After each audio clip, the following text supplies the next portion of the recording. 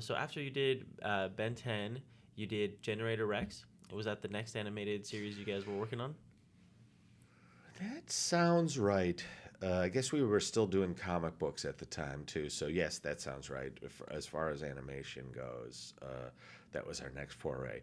I had done myself. Now that I was kind of working in both comics and animation, I went and worked over at Warner Brothers on a thing called Lunatics as a designer. Hmm. Uh, I could draw, and I was also writing now at this point. This is when my Hollywood career and my comic book career started to synthesize itself together.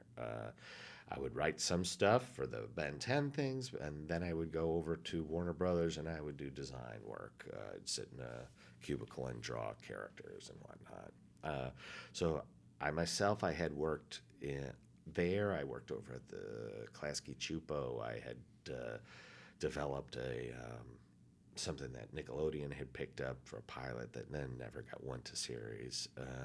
And then I had also worked. Uh, I had also done some storyboard stuff for animation. I had this very odd animation background. I had a my wife, now wife, and I had a roommate who worked with this company called Croyer Films, which is a smaller animation company.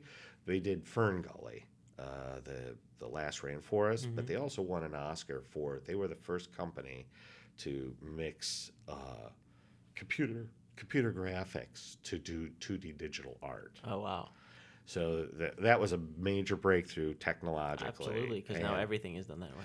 it is. But at that time, now you'll still see 2D digital art, but you'll see the trucks and the Hmm. mechanics and everything are Hmm. all computer graphic. Yeah. It was their technology that started development. But they were the Croyers, Bill and Sue Croyer were these.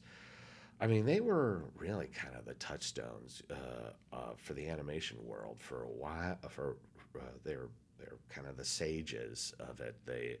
You know, they everybody came through there. At one point, I was doing cell cleanup next to Brad Bird, John Cristofalucci, and Rich Moore. Rich Moore is doing Wreck-It Ralph right now. John Cristofalucci was Ren and Stimpy, and Brad Bird, well, you know who he is for all the incredible stuff.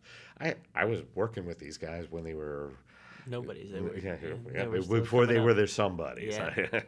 uh, and so I guess I if we were going to work in animation, I needed to immerse myself in some of those Yeah. things. So that was kind of a little bit of a side thing that was happening. So then when MREX, or then turned into Generator X, came in, that was our next foray into